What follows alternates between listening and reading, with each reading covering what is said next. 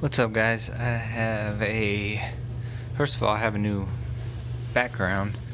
This is from Blade HQ. They've been giving away these giant look like mouse pads. They look like giant mouse pads actually.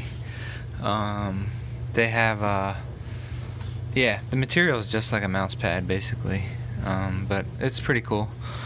So I thought that would be a cool background. But the review today is of the Wii knives Practic, and I'll put the number up here because I forgot it. I think it's 809, but I'll put the number on the screen. And this is a cool knife. Yeah, it's a pretty cool knife. Big takeaways from it is it's like it has M390, but it's not as expensive as knives that usually have M390, so that's like it's really a good selling point for it. Some knives that were cheap that have M390 is the Kershaw Dividend. It's like $80 for M390. I believe that's the cheapest M390 you can get at the moment,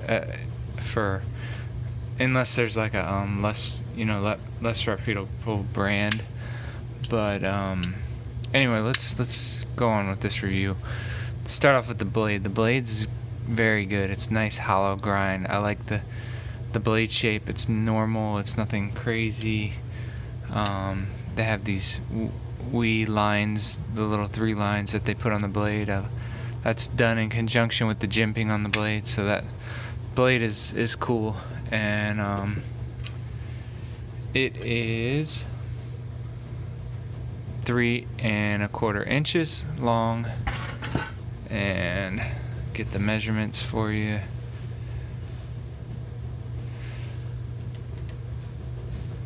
Blade thickness and behind the edge.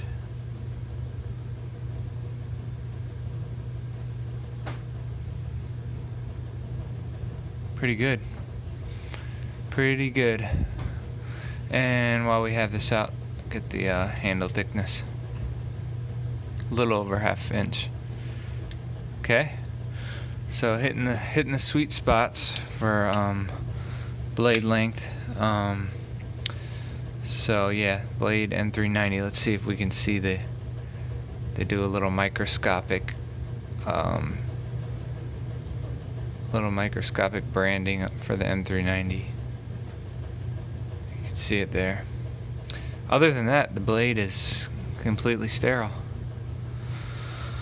Deployment, flipper tab. You can push button. You can light switch. So JT from JT's Knife Life was wondering about push button, and he was also wondering about light switch. And Blade Banter did a great job at explaining it, and basically I'll take a stab at it too. Light switch. Okay, basically I'm gonna push in forward, but most of it is pushing in forward with a little bit of a downward. That's what I consider a light switch. I mean a push button. And then a light switch is just straight getting all your finger on the flipper tab and just pulling down with it. To me, a lot of times it's more satisfying to push button it. So this is push button. My finger's on the point.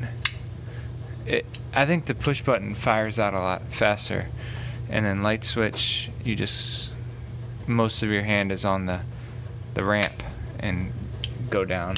So some knives do better light switch. Some knives you can only light switch, and then some knives are better push button. So it's just getting into the nuances really of knives. So, and that's a lot of the stuff that I found with knives is the intangible stuff, and probably gonna make a video about it, like stuff that you can't really tell from a video what makes a knife really good.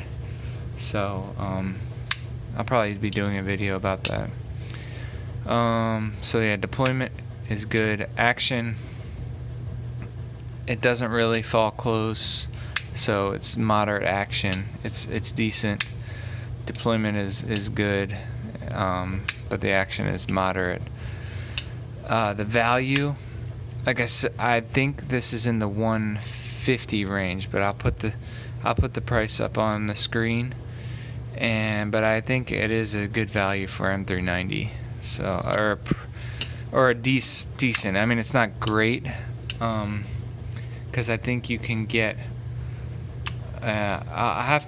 Maybe I'll throw up some comparisons on the screen too of this, because this is G10 scales and steel liners, so it's like a budget handle with a premium blade, basically. Part of the action going back to the action, is the disengagement of the lock, and I don't like how they have this sharp jimping here. And it's not really that pronounced from the scales. I like knives that have a cutout in them. See how this is cut out good, and then it has a soft disengagement. So the two Tuya knives that I have do a great job of this, letting you get to the lock bar very easily, and I really appreciate that in a knife. This doesn't really do it for me. It's aggressive on your thumb, and it's not easy to get to, so it doesn't make the action very satisfying on this knife. Like I said, the value is decent. I wouldn't buy this knife for myself because of the lock disengagement, and I think it should be a little cheaper too. If Kershaw can do it, we can make it cheaper. Ergos, they're good. That's a full 4-finger grip, and you have a small choil. It would have been nice if they would have widened it a little bit, so you can only get like a little bit, but 4-finger grip is good. The jimping is good. You have a G10 backspacer with some jimping. So there are the Ergos. Pocket clip is Wee's Mill pocket clip, which is okay. You can, since there's two lined up, replace it with a clip if you do some modifications. So the clip is okay. Let's put it in thick pants, so it does tuck away pretty nice. There's only a little bit sticking out, and that is, like I said, it's a thicker clip, so it goes in and out good. So it's decent. And let me get the weight for you. Alright, here's the weight. 3.3 ounces. So it does have skeletonized liners, so that does lighten it up, which is nice to see. So, like I was saying, this is a decent knife. It didn't really blow me away. It's decent, and I think it's okay. Like I said, I think the price could be lower.